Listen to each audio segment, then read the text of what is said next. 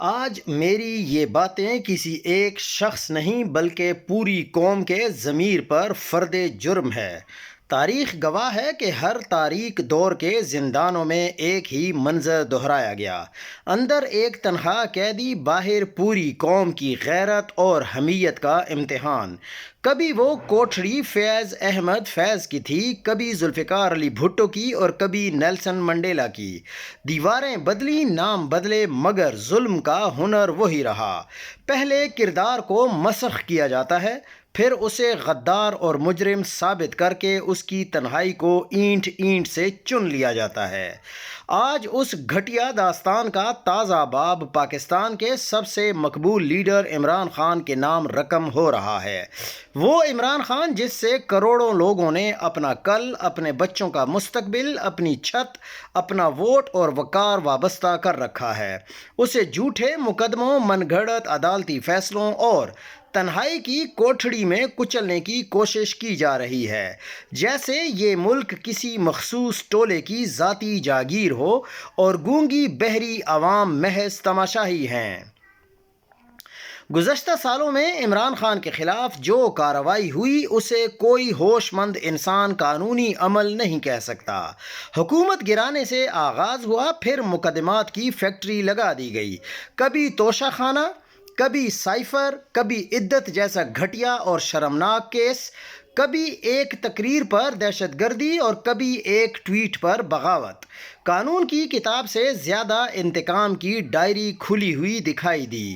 سزائیں ایسے وقت اور ایسے رفتار سے سنائی گئیں کہ خود آئین بھی حواس باختہ لگنے لگا۔ کہیں اپیل سنے بغیر فیصلہ، کہیں ایک ہی دن میں دو دو سزائیں، کہیں گواہی اور شواہد ایک طرف، فلم کی دوڑ اور قلم کی دوڑ اگر آپ دیکھیں تو دوسری طرف۔ یہ سب کچھ صرف اس لیے کہ ہر قیمت پر عمران خان کو سیاست سے مائنس کیا جائے، تاکہ ووٹ کی طاقت کرسی پر بیٹھے چند لوگوں کے لیے کبھی خطرہ نہ بنے۔ جب انہیں احساس ہوا کہ یہ سب کر کے بھی عمران خان کا حوصلہ نہیں ٹوٹ رہا، تو کھیل کا اگلا زیادہ شفاف اور غیر انسانی مرحلہ شروع ہوا۔ قید تنہائی، مکمل بے خبری، جسمانی اذیت اور جسم و روح کو آہستہ آہستہ ریزہ ریزہ کرنے کی باقاعدہ منصوبہ بندی۔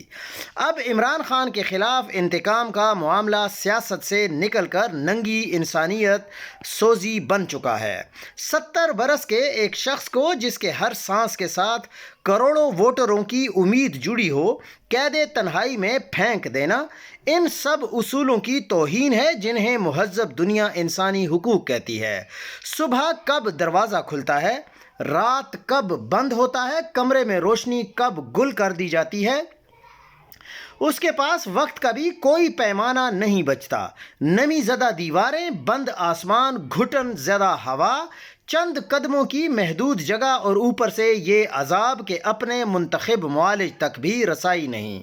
کسی آزاد میڈیکل بورڈ کی شفاف رپورٹ نہیں، خاندان کے ساتھ معمول کی ملاقات تک مکمل بند۔ 2 دن پہلے اچانک یہ خبر باہر نکلی کہ عمران خان کو ہسپتال منتقل کیا گیا، جہاں ان کی آنکھ کی سرجری ہوئی ہے، مگر ساتھ ہی ملاقاتوں کو اور بھی سخت بنا دیا گیا۔ نہ فیملی کو ملنے دیا گیا، نہ ذاتی معالجین کو، نہ قوم کے سامنے اس کی صحت کی حقیقی تصویر دکھائی دی، نہ اس بات کی وضاحت کی اس کی دل کی دھڑکنیں کس رفتار سے چل رہی ہیں، اس کا وزن کتنا گر چکا ہے، اس کے اعصاب کس حال میں ہیں، اس کے بدن پر اذیت کے کتنے نشان ثبت ہو چکے ہیں، عمران خان کس حال میں ہے، انہوں نے اس پر کیا مظالم ڈھائے ہیں، کوئی نہیں جانتا۔ یہ سب کسی بند کمرے میں نہیں ہو رہا، اس کے گہرے زخم پورے ملک کے چہرے پر دکھائی دے رہے ہیں۔ ایک آدمی کو مائنس کرنے کی ضد نے پوری سیاست کی بساط الٹا دی ہے۔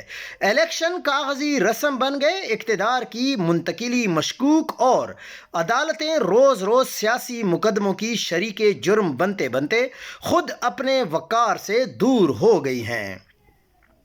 جب فیصلے قانون سے زیادہ انتقامی ہوں تو عام آدمی کے ذہن میں یہ زہر اترتا ہے کہ یہاں انصاف نہیں، طاقت چلتی ہے۔ اسی عدالتی اور سیاسی گھٹ جوڑ نے معیشت کی ریڑھ کی ہڈی توڑ دی ہے۔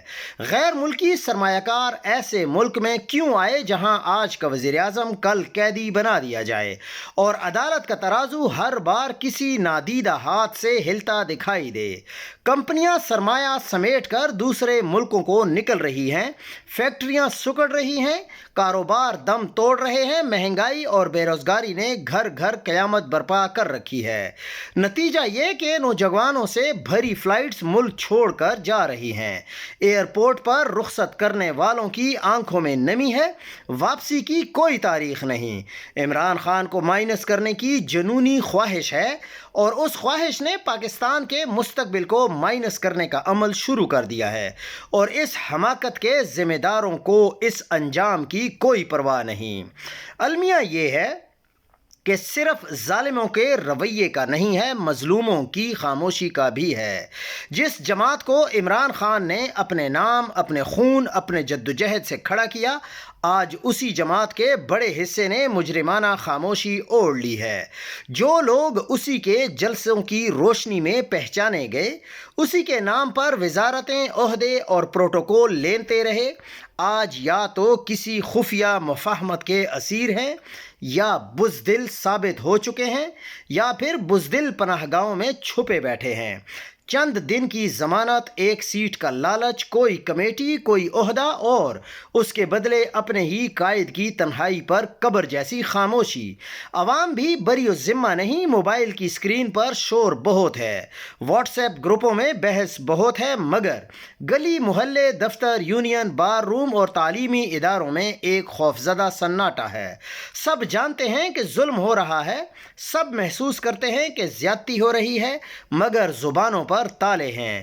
قومیں باہر سے نہیں ٹوٹتی، اندر سے مر جاتی ہیں، اور یہ اندر سے مر جانے کا عمل اسی دن شروع ہو جاتا ہے جب وہ اپنے محسن پر ہونے والے ظلم کو اپنا مسئلہ نہیں سمجھ کر آگے بڑھ جاتی ہیں۔ حقیقت یہ ہے کہ عمران خان جو کچھ سہ رہا ہے وہ اپنی ذات کے لیے نہیں سہ رہا، وہ بھی چاہتا تو اوروں کی طرح آرام دہ جلاوطنی، غیر ملکی شہریت، بیرونی ملک بنگلوں اور آن لائن انقلابی بیانات کا آسان راستہ اختیار کر سکتا تھا، مگر اس نے اپنی مٹی، اپنے لوگوں اور اپنے اللہ کے سامنے جواب دہی کو ترجیح دی اور اسی سرزمین کی جیل، اسی قوم کی عدالت اور اسی قوم کے اور اسی ملک کے ووٹ کے بیچ کھڑا رہنے کا فیصلہ کیا ہے۔ اگر آج بھی ہم یہ نہ سمجھ سکے کہ وہ کوٹھڑی، وہ ہسپتال، وہ قید تنہائی صرف ایک شخص نہیں، پاکستان کے مستقبل کو روندنے کی علامت ہے، تو کل جب تاریخ کی عدالت لگے گی تو مجرموں کے کٹہرے کے ساتھ ہماری خاموشی بھی کھڑی ہوگی۔ فیصلہ اب ہماری رگوں میں دوڑتے ہوئے خون نے کرنا ہے۔ کیا ہم اپنی آخری امید کو اندھیری کوٹھڑی میں تنہا سڑنے دیں گے، یا اپنے خوف اور اپنے مصلحت اور اپنی خود غرضی کی سلاخیں توڑ کر اتنی صاف بات کہیں گے کہ ہر صاحب اقتدار سن لے؟ یہ جنگ کسی ایک عمران خان کی زندگی کی نہیں، اس ملک کی روح کی جنگ ہے۔ جو قوم اپنی روح کے ساتھ کھڑی نہ ہو، تاریخ اسے مردہ لاش بنا دیتی ہے۔ یاد رکھنا، ہم نے اگر اپنی بزدلی اور خاموشی عمران خان کو ایسے ہی کھو دیا تو پھر کوئی عمران خان نہیں اٹھے گا۔ ایسی بے حس قوم کے لیے اپنی زندگی کبھی کوئی تباہ نہیں کرے گا۔